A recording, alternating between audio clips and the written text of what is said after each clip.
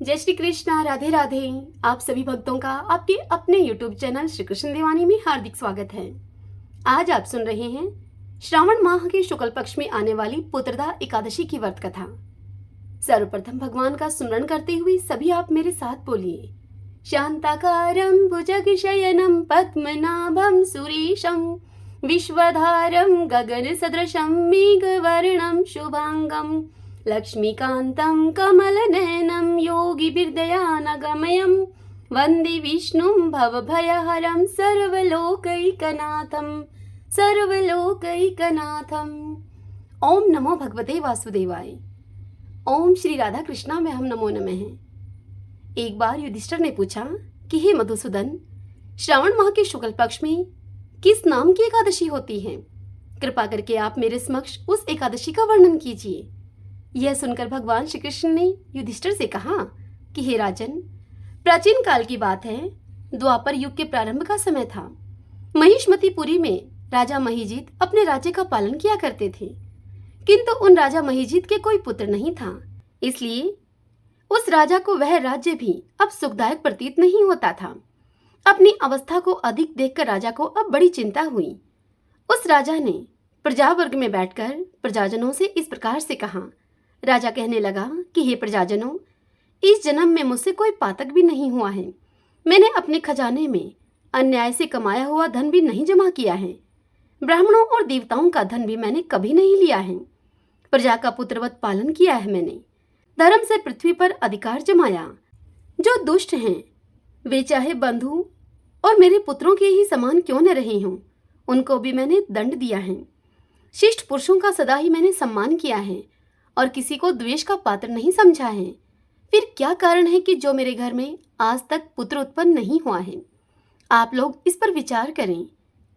उस राजा के ऐसे वचनों को सुनकर प्रजा और पुरोहितों के साथ ब्राह्मणों ने उस राजा के हित का विचार करके गहन वन में प्रवेश किया। राजा का कल्याण चाहने वाले वे सभी लोग अब इधर उधर घूमकर ऋषि सेवित आश्रमों की तलाश करने लगे। इतने में ही उन्हें मुनि श्रेष्ठ लोमश का दर्शन हुआ। लोमश जी धर्म के तत्वज्ञ, संपूर्ण शास्त्रों के विशिष्ट विद्वान, दीर्घायु और महात्मा हैं। उन लोमश जी का शरीर लोम से भरा हुआ है। वे ब्रह्मा जी के समान तेजस्वी हैं। एक एक कल्प बीतने पर उन लोमश ऋषि के शरीर का एक एक लोम विशीर्ण होता टूटकर गिरता है। इसीलिए उनका नाम लोमश हुआ है। वे महामुनि लोमश तीनों कालों की बातें जानते हैं। उनको देखकर सभी लोगों को बड़ा हर्ष हुआ।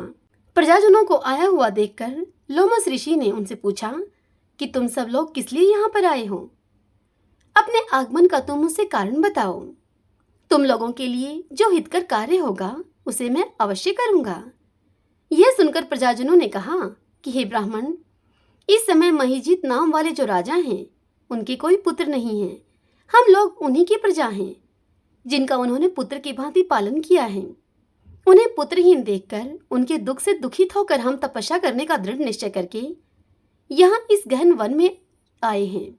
हे द्विजोत्तम, राजा के भाग्य से इस समय हमें आपका दर्शन मिल गया है। महापुरुषों के दर्शन से ही मनुष्यों के सभी कार्य सिद्ध हो जाते हैं। हे मुनि, अब आप हमें उस उपाय का उपदेश कीजिए जिससे कि राजा को पुत्र की प्राप्ति हो सके। प्रजाजनों की इस बात को सुनकर महर्षि लोमश 2 घड़ी तक ध्यान मगन हो गए। तत्पश्चात राजा के प्राचीन जन्म का वृतांत जानकर उन्होंने प्रजाजनों से कहा कि हे प्रजावृंद, सुनो। राजा महिजीत पूर्व जन्म में मनुष्यों को चूसने वाला धनहीन वैश्य था। वह वैश्य गांव गांव घूमकर व्यापार किया करता था। एक दिन जेठ की शुक्ल पक्ष में दशमी तिथि को, जब दोपहर का सूर्य तप रहा था, वह गांव की सीमा में एक जलाशय पर पहुंचा। पानी से भरी हुई बावली को देखकर वैश्य ने वहां जल पीने का विचार किया। इतने में ही वहां पर बछड़े के साथ एक गाय भी आ पहुंची। वह गऊ प्यास से व्याकुल और ताप से पीड़ित थी। अतः बावली में जाकर वह गऊ अब जल पीने लगी। वैश्य ने पानी पीती हुई गाय को हाँक कर उसे पानी से दूर हटा दिया और स्वयं पानी पिया। उस पाप कर्म के कारण राजा इस समय पुत्रहीन हुए हैं। किसी जन्म के पुण्य से उन्हें अकंटक राज्य की प्राप्ति हुई है। यह सुनकर प्रजाजनों ने कहा कि हे मुने, पुराणों में सुना जाता है कि प्रायश्चित रूप पुण्य से पाप नष्ट होता है। अतः आप उस पुण्य का उपदेश कीजिए जिससे कि उस पाप का नाश हो जाए। यह सुनकर लोमश जी कहने लगे कि हे प्रजाजनों, श्रावण माह के शुक्ल पक्ष में जो एकादशी होती है वह एकादशी पुत्रदा के नाम से विख्यात है। वह एकादशी मनोवांछित फल को प्रदान करने वाली है। तुम लोग उस एकादशी का व्रत करो। यह सुनकर प्रजाजनों ने मुनि को नमस्कार किया और नगर में आकर विधि पूर्वक पुत्रदा एकादशी का व्रत का अनुष्ठान किया।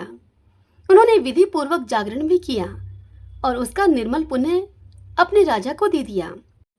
तत्पश्चात रानी ने गर्भ धारण किया और प्रसव का समय आने पर रानी ने बलवान पुत्र को जन्म दिया। इस एकादशी का महात्म्य सुनकर मनुष्य पाप से मुक्त हो जाता है तथा इहलोक में सुख पाकर परलोक में स्वर्गीय गति को प्राप्त होता है। सभी बोलिए विष्णु भगवान की जय। ओम नमो भगवते वासुदेवाय। सूत जी मुनियों से बोले कि हे विप्रवरों, अब आप एकादशी व्रत का महात्म्य सुनिए। एकादशी का व्रत मोक्ष प्रदाता है।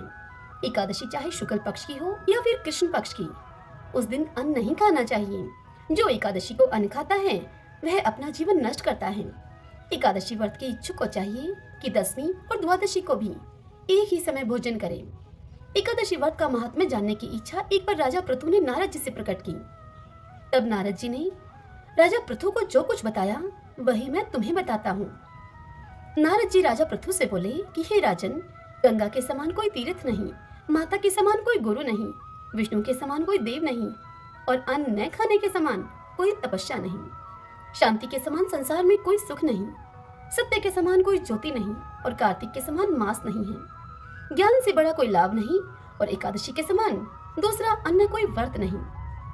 व्रत करने वाले को चाहिए कि प्रातः काल उठकर भगवान का पूजन करें, पुराणों की कथा सुने और रात्रि में जागरण करें। अब आप इस संबंध में एक प्राचीन कथा है, वह कहता हूँ, उसे सुनिए।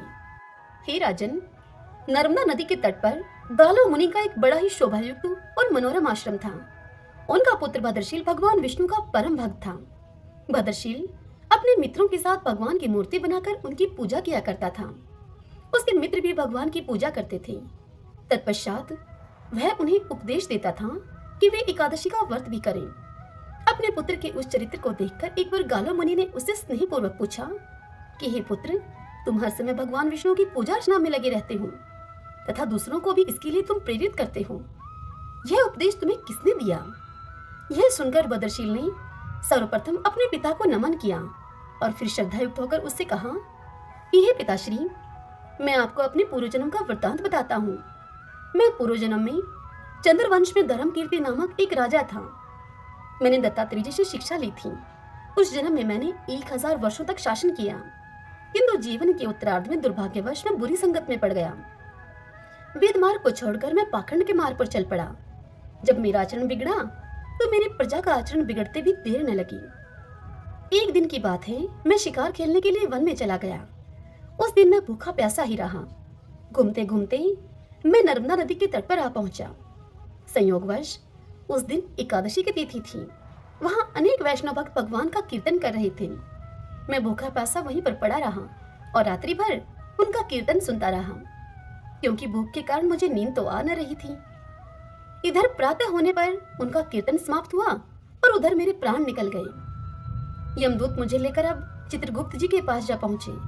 चित्रगुप्त ने कहा कि मैंने बहुत सारे पाप किए हैं, किंतु एकादशी के व्रत के बाद चूंकि मेरे प्राण निकले हैं, इस कारण से मैं सभी पापों से मुक्त हो गया हूँ। यह सुनते ही स्वयं यमराज ने मुझे प्रणाम किया और फिर अपने दूतों को बताया कि एकादशी का व्रत करते हुए जिसके भी प्राण निकले हों, वह मनुष्य स्वर्ग का अधिकारी होता है। जो कोई अनजाने में भी एकादशी का व्रत करता है, उसके सभी पाप नष्ट हो जाते हैं। इसके बाद हे पिताश्री, मुझे एक सुंदर विमान में बैठाकर स्वर्ग भेज दिया गया। उसके बाद हजारों वर्षों तक इंद्रलोक और विष्णुलोक में निवास करने के बाद अब मैंने आपके यहाँ जन्म लिया है। नारद जी इतनी कथा सुनाकर राजा पृथु से कहते हैं कि हे राजन, एकादशी व्रत की महिमा तो अपार है। जो भी श्रद्धा भक्ति से इस कथा को पढ़ता है अथवा सुनता है, उसके समस्त पाप नष्ट हो जाते हैं और सब सुख भोग कर वह अंत काल में वैकुंठ का अधिकारी होता है। श्रीमन नारायण नारायण नारायण श्रीमन नारायण नारायण नारायण। प्राचीन काल में एक लड़की का जन्म राक्षस कुल में हुआ जिसका नाम वृंदा था।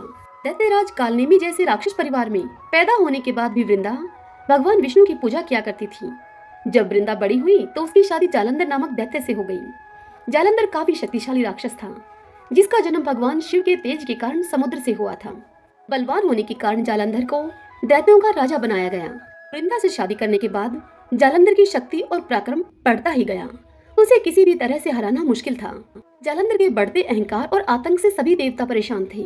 जालंधर की बढ़ती हुई ताकत के पीछे उसकी पत्नी वृंदा की विष्णु भक्ति और सतीत्व था।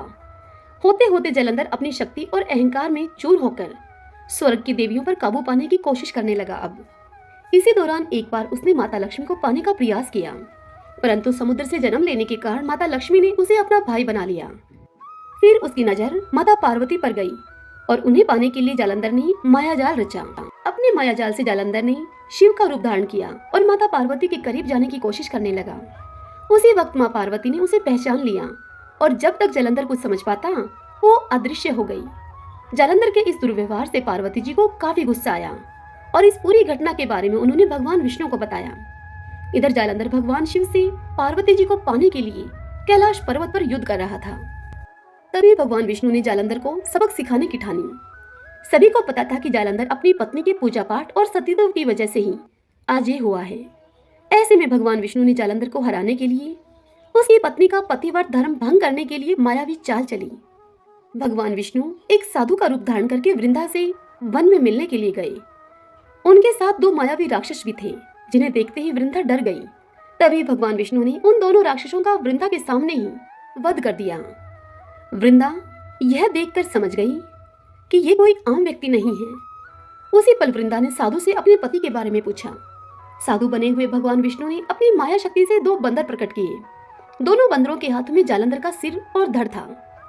यह देखते ही वृंदा बेहोश हो गई। कुछ समय के बाद होश में आने पर वो साधु से अपने पति को दोबारा जिंदा करने की प्रार्थना करने लगी। वृंदा की विनती सुनकर उसकी आंखों के सामने ही साधु ने अपनी माया से जालंधर के कटे हुए शरीर के हिस्सों को जोड़ दिया और स्वयं उस शरीर में समा गए। वृंदा को जरा सा भी अंदाजा नहीं था कि उसके साथ ऐसा छल किया गया है। जालंधर का रूप धारण किए हुए विष्णु जी को वृंदा अपना पति समझकर रहने लगी। वृंदा के ऐसा करने से उसका सतीत्व भंग हो गया, जिसके बाद जालंधर कैलाश पर्वत में युद्ध हार गया। जब वृंदा को यह सच पता चला तो उसने गुस्से में विष्णु भगवान को पत्थर बनने का श्राप दे दिया। इस घटना के बाद वृंदा स्वयं सती हो गई। जिस स्थान पर वह भस्म हुई वहां तुलसी का पौधा प्रकट हुआ। विष्णु भगवान वृंदा के पति भक्ति से प्रसन्न हुए और उन्होंने कहा कि हे वृंदा, तुम्हारी पति भक्ति देखने के बाद मुझे तुम प्रिय लगने लगी हो। अब सदैव तुम मेरे साथ तुलसी के रूप में रहोगी। तुम्हारे तुलसी रूप का जो भी व्यक्ति मेरे शालिग्राम के साथ विवाह कराएगा उसे 1000 गुना यश और पुण्य प्राप्त होगा। जिस भी मनुष्य के घर में तुलसी का वास होगा उस घर में कभी भी असमय यमदूत नहीं आएंगे। आगे भगवान ने कहा कि तुलसी के पौधे की पूजा करने वालों को गंगा और नर्मदा में स्नान करने के बराबर पुण्य प्राप्त होगा। संसार में चाहे कोई भी मनुष्य कितना भी दुष्ट क्यों न हो, कितने भी पाप क्यों न किए हों, मृत्यु के दौरान उसके मुख में तुलसी और गंगा जल अवश्य दिया जाएगा। इससे वह अपने पापों से मुक्त होकर वैकुंठ धाम को जाएगा। इसके अलावा जो व्यक्ति तुलसी और आंवले के पेड़ की छाया में पितरों का श्राद्ध करेगा उसके पितरों को मोक्ष मिलेगा। अभी बोलिए गौ माता की जय। महाराज दिलीप और देवराज इंद्र में गहरी मित्रता थी। देवराज इंद्र के बुलाने पर एक बार राजा दिलीप स्वर्ग गए। देव असुर संग्राम में देवराज ने महाराज दिलीप से सहायता मांगी। राजा दिलीप ने सहायता करने के लिए हामी भर दी और देवासुर युद्ध हुआ। युद्ध समाप्त होने पर स्वर्ग से लौटते समय मार्ग में कामधेनु मिली। तब राजा दिलीप ने पृथ्वी पर आने की आतुरता के कारण कामधेनु को देखा नहीं। कामधेनु को उन्होंने प्रणाम नहीं किया, न ही उनकी प्रदक्षिणा की। इस अपमान से रुष्ट होकर कामधेनु गाय ने राजा दिलीप को यह श्राप दे दिया कि मेरी संतान नंदिनी गाय यदि तुझ पर कृपा न करे तो फिर पुत्रहीन ही रहेगा। राजा को इस विषय में कुछ भी नहीं पता था, जिसके कारण राजा के कोई पुत्र नहीं हुआ और वे पुत्र न होने के कारण से स्वयं तथा महारानी और प्रजा के सभी लोग चिंतित रहने लगे और बड़े ही दुखी रहा करते थे। पुत्र प्राप्ति की इच्छा से महाराज दिलीप रानी के साथ कुलगुरु महर्षि वशिष्ठ के आश्रम पर पहुंचे। महर्षि सब कुछ समझ गए। महर्षि ने राजा से कहा कि यह गौ माता के अपमान के पाप का फल है, सो भी गौ की पुत्री नंदिनी गाय हमारे आश्रम पर विराजती हैं। महर्षि ने राजा को यह आदेश दिया कि कुछ काल के लिए आश्रम पर रुककर मेरी कामधेनु नंदिनी गाय की तुम सेवा करो। यह सुनकर महाराज दिलीप ने गुरु की आज्ञा को स्वीकार कर लिया। महारानी सुदक्षिणा अब प्रातःकाल उस गौ माता की भली भांति पूजा करती थी। आरती उतारकर नंदिनी को पति के संरक्षण में वन में चरने के लिए विदा करती। राजा दिलीप दिन भर छाया की भांति उस नंदिनी गाय का अनुगमन करते, उसके पीछे पीछे रहते, उसके ठहरने पर ठहरते, उसके चलने पर चलते, उसके बैठने पर राजा भी बैठ जाते और उसके जल पीने पर राजा भी जल पीते। जब संध्या काल का समय होता, जब सम्राट के आगे आगे सद पर सुता बाल वत्सा नंदिनी आश्रम को लौटती, तो महारानी देवी सुदक्षिणा हाथ में अक्षत का पात्र लेकर उसकी प्रदक्षिणा करके उसको प्रणाम करती और अक्षत आदि से पुत्र प्राप्ति रूप अभीष्ट सिद्धि देने वाली उस नंदिनी का विधिवत पूजन करती। अपने बछड़े को यथेच पयपान कराने के बाद दूह ली जाने वाली नंदिनी की रात्रि में दंपति पुनः परिचर्या करते। अपने हाथों से कोमल हरित शष्प कवल खिलाकर यानी कि हरी घास खिलाकर उसको तृप्त करते और नंदिनी गाय के विश्राम करने पर वह स्वयं भी विश्राम करते, शयन के लिए जाते। इस तरह उसकी परिचर्या करते करते अब 21 दिन बीत गए। तब एक दिन की बात है, राजा दिलीप वन में नंदिनी का अनुराग करते हुए महाराज दिलीप की दृष्टि क्षण भर के लिए अरण्य की प्राकृतिक सुंदरता में अटक गई कि तभी उन्हें नंदिनी का आर्तनाद सुनाई दिया। वह नंदिनी गाय एक भयानक सिंह के पंजों में फंसकर चटपटा रही थी। उन्होंने आक्रामक सिंह को मारने के लिए अपने तरकश से तीर निकालना चाहा, किंतु उनका हाथ जड़वत निश्चेष्ट होकर वहीं पर अटक गया। वे चित्र लिखे से वहां पर खड़े रह गए और भीतर ही भीतर वह चटपटाने लगे। तभी मनुष्य की वाणी में सिंह बोल उठा कि हे राजन दिलीप, तुम्हारे शस्त्र संधान का श्रम उसी तरह से व्यर्थ है जैसे कि वृक्षों को उखाड़ देने वाला प्रभंजन पर्वत से टकराकर व्यर्थ हो जाता है। राजन, मैं भगवान शिव के गण निकुंभ का मित्र कुंभोदर हूँ। मुझे भगवान शिव ने सिंहवृत्ति देकर हाथी आदि से इस वन के देवदारुओं की रक्षा का भार सौंपा है। इस समय जो भी जीव सर्वप्रथम मेरी दृष्टि के पथ पे आ जाता है वह मेरा भक्ष्य बन जाता है। इस गाय ने इस संरक्षित वन में प्रवेश करने की अनाधिकार चेष्टा की है और मेरे भोजन की वेला में यह मेरे सम्मुख आई है, अतः मैं इसे खाकर अपनी क्षुधा शांत करूंगा। तुम लज्जा और गलानी को छोड़कर वापस लौट जाओ। किंतु राजा दिलीप कैसे लौट जाएं? पर दुख कातर दिलीप भय और व्यथा से चटपटाती हुई, नेत्रों से अविरल आंसू बहाती हुई नंदिनी को देखकर और उस संध्या काल में अपनी मां की उत्कंठा से प्रतीक्षा करने वाले उसके दूध मुहे बछड़े का स्मरण करके करुणा विगलित हो गई।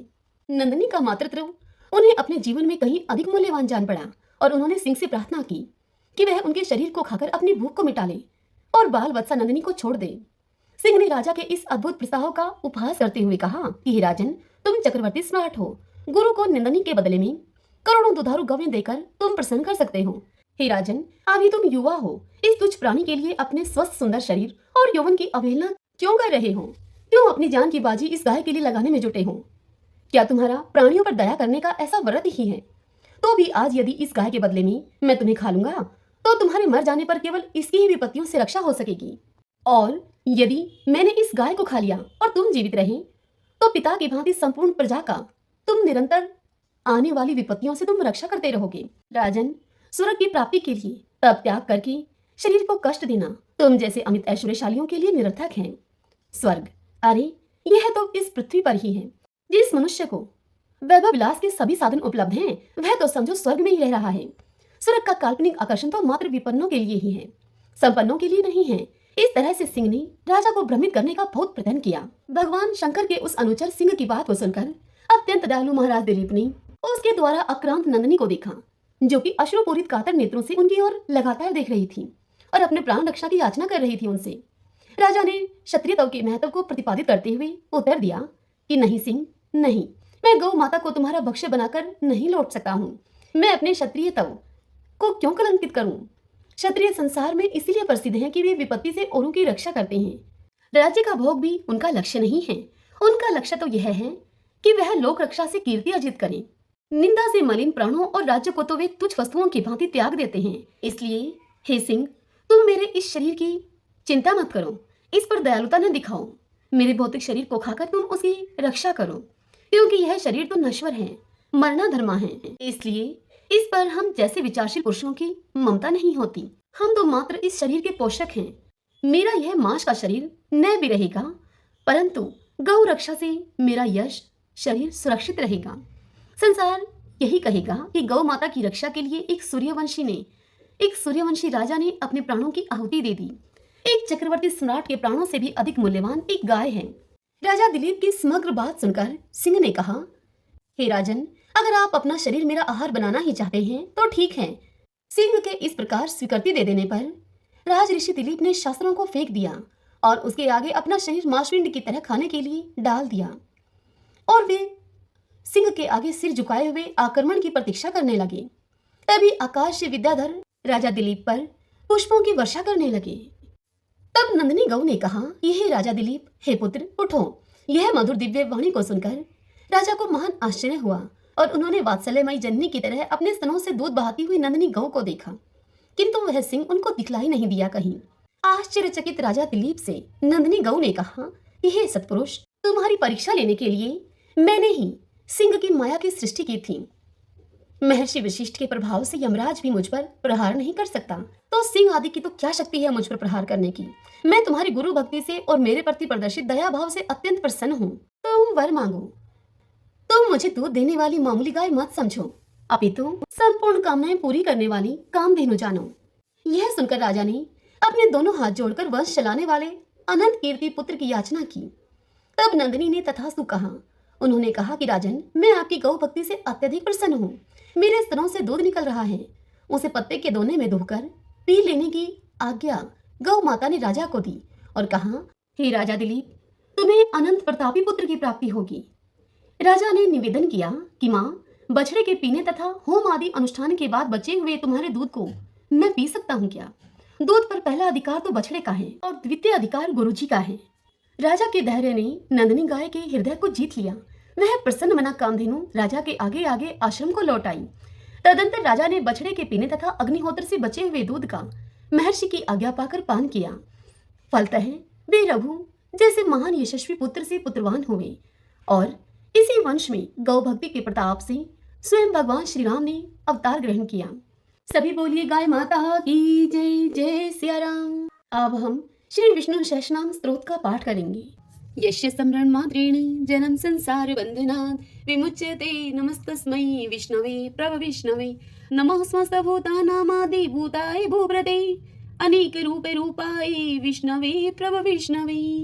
ओम विश्वं विष्णुः वषट्कारो भूत भव्य भवत् प्रभुः भूतकृत भूतभृत भावो भूतात्मा भूत भावने भूतात्मा परमात्मा च मुक्तानां परमागतिः अव्यय पुरुष साक्षी क्षेत्रज्ञो अक्षर एव च योगो योग विद्याम नेता प्रधान पुरुषेश्वर है नारसिंह वपु है श्रीमान केशव पुरुषोत्तम है सर्व शिव स्थाणु भूतादि निर्भय है संभव भावनो भ्रता प्रभु प्रभु ईश्वर है स्वयंभू है शंभुरादित्य पुष्कराक्षो महासुन है अनादि नित्नो दाता विद्याता धातुरुत्तम है अपरमेयो हर्षिकेश पदम नाभो अमर प्रभु है विश्वकर्मा मनुस्पष्टा सत्विष्टो सत्विरो ध्रुव है आग्रह है शाश्वत कृष्ण लोहिताक्ष प्रदर्दन है प्रभु त्रिकुब्धाम पवित्रम मंगलम परम ईशान्य प्राणदय प्राण ज्येष्ठ शेष प्रजापति है हिरण्यगर्भ भूगर्भ माधवो मधुसूदन है ईश्वरो विक्रमी धनवी मेधावी विक्रम कर्म है अनुत्तमो दुरादर्श कर्तक कर्तिरात्मवान है सुरेश शरणम शरम विश्वरीता प्रजा भुवः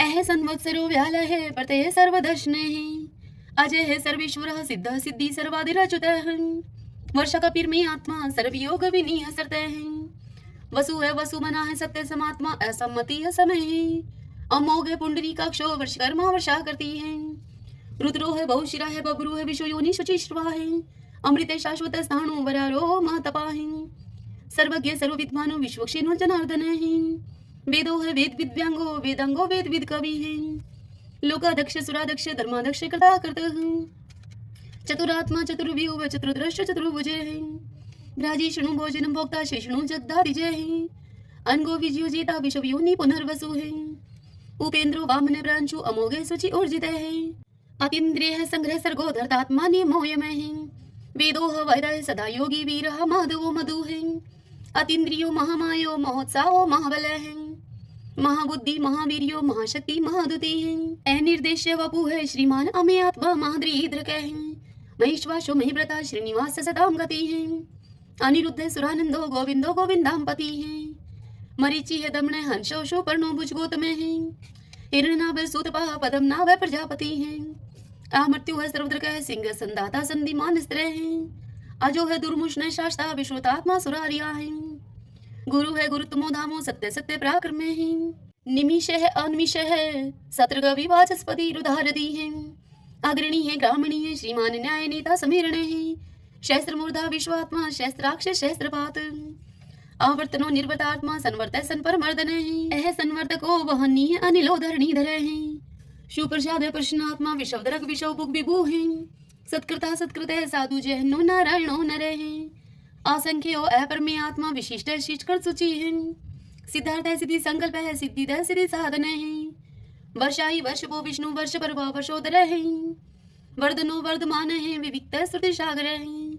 सुभजो दुर्धरो वाग्मी महेंद्रो वसुधो वसु है नीक रूप भरत रूप है सिप विष्टि प्रकाश ने है ओजस्ते जो दूती दर प्रकाशात्मा प्रताप ने है रिद्ध स्पष्ट अक्षरो मंत्र चंद्राशु भास्कर धोती है अमृतम शुद्ध भानु शशबिंदु सुरेश्वर है औषधम जगत सेतु सत्य धर्म पराक्रम है भूत भव्य भवनाथ है पवने पावनो अनल है काम काम कृत कांत है काम है काम प्रदय प्रभु है युगाधिकृत युगावर्तो नेकमायो महाशने है अदृश्य अव्यक्त रूप शस्त्रजित अनंत जित है इष्टो अवशिष्ट शिष्टेष्ट शिखंडी नवशो वर्ष है क्रोध क्रोध कृत करता विशोबाहु महीधर है अच्युत प्रतित प्राण है प्राण दो वासवानुज है अपाम निदिर्दिष्टा नंबर मत प्रतिष्ठित है स्कंद स्कंदरो दुर्यो वर्दो वायु वाहन है वासुदेव ब्रतभानु आदि देव पुरंदर है अशोक सारण सार शूर शौरी जनेश्वर है अनुकूल शतावर्त है पद्मी पदम निवेक्षण है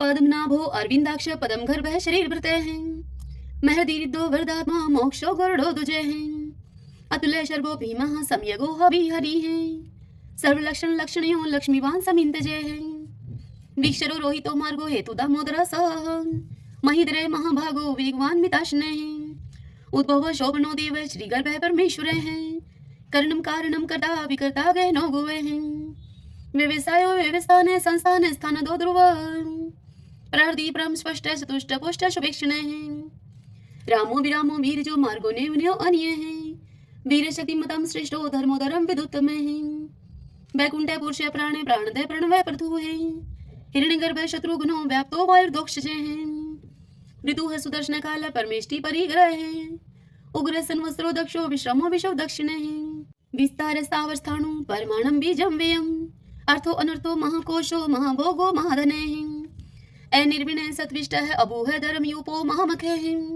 नक्षत्र नेमि नक्षत्री शमय शामय शमीहन है यज्ञ इज महीजे चे कर्तुस्त्रम स्थाम गति है सर्वदर्शी विमुक्तात्मा सर्वज्ञो ज्ञानम उत्तमम सुवर्त सुमुख सूक्ष्म सुघोष सुखदय सुहृदय है मनोहरो जीत क्रोधो वीरबाहु विधारण स्वप्ने सर्वशो व्यापी नेकात्मा नेक क्रम करत वत्सरो वत्सलो वत्सी दरतन गर्भ धनेश्वर धर्म गोप धर्म कृत धर्मी शत अशत शर्म अक्षरम ए विज्ञाता शस्त्रांशु विधाता कृत लक्षण गपस्ती नेमि सत्वस्त सिंहो भूत महेश्वर आदि देवो महादेव देवशो देव भ्रत गुरु है उत्तर गोपतिर गोप्ता ज्ञान गम्य पुरातन है शरीर भूत भ्रत भोक्ता कपिंद्रो पुरी दक्षिण है सोमपो अमृतप है सोम है पुरुषित पुरुषोत्तम है विनियुजे सत्यसंधो दशर सत्वतांपति है जीवो अभिनेता साक्षी मुकुंदो अमित विक्रम है अंबो निदिर्णंतात्मा मोदधिशयो अनंत के है अजय है माहर है स्वभाव जीता मित्र प्रमोदन है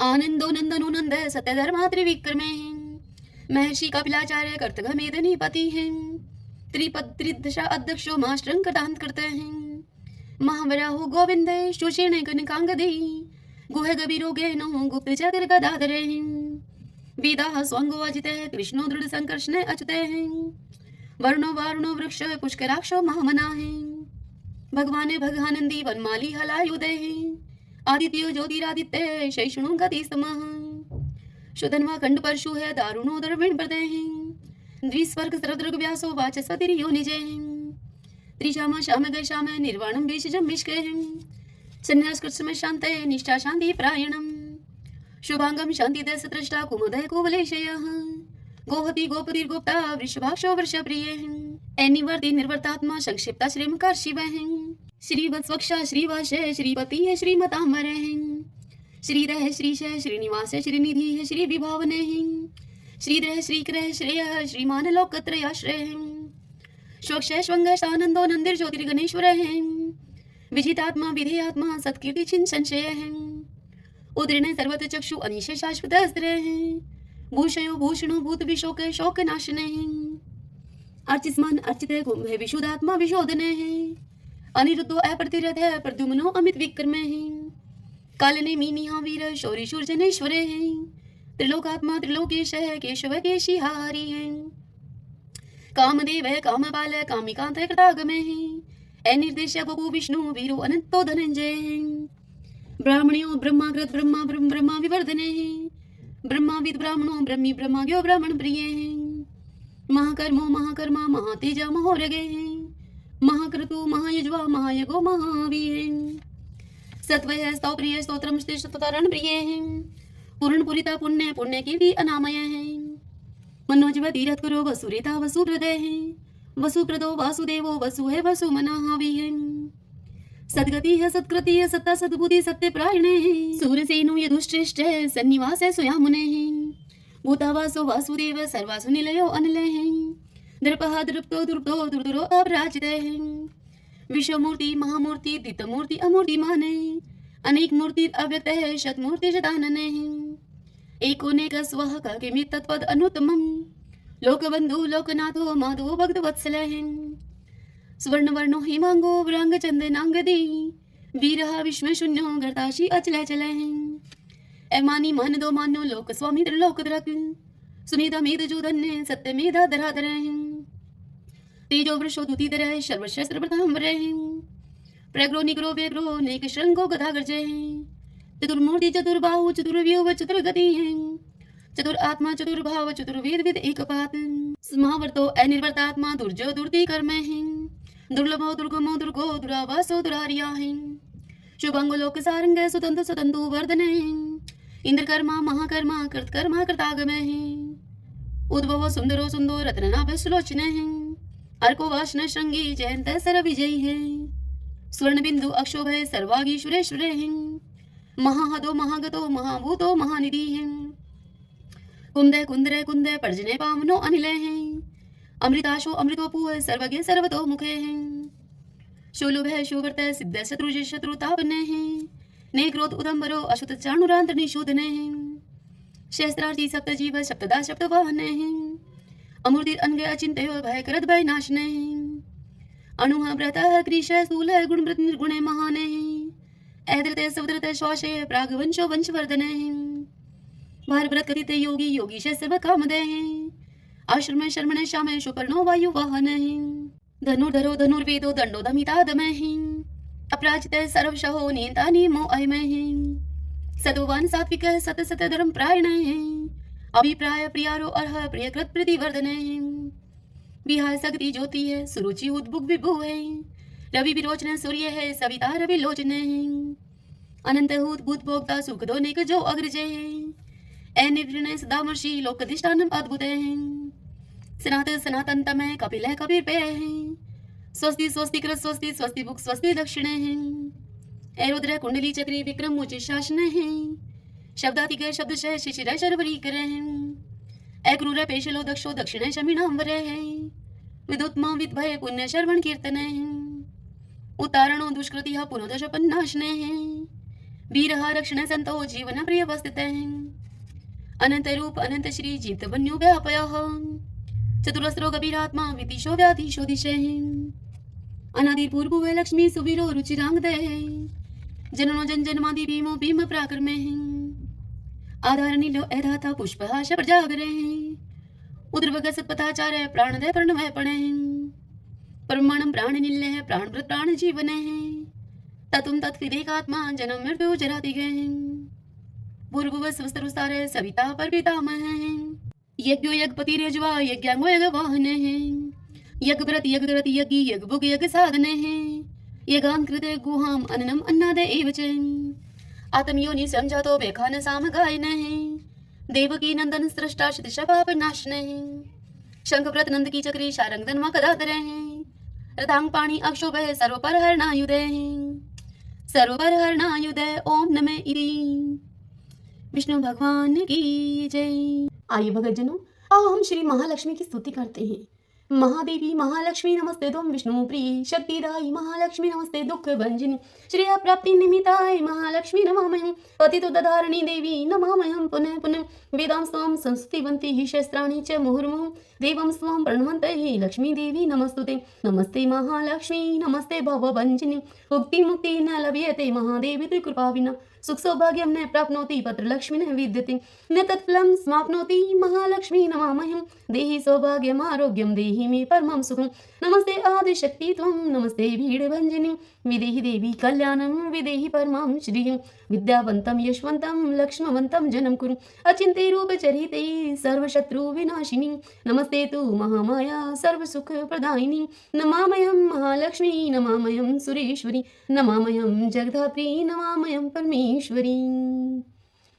लक्ष्मी माता की जय। ओम भगवती लक्ष्मी नमो नमः। अब हम 11 माता की आरती करते हैं। ओम जय एकादशी माता मैया जय एकादशी माता विष्णु पूजा व्रत को धारण कर शक्ति मुक्ति पाता। ओम जय एकादशी माता तेरे नाम गिनाऊं देवी भक्ति प्रदान करनी घन गौरव की दीनी माता शास्त्रों में भरनी।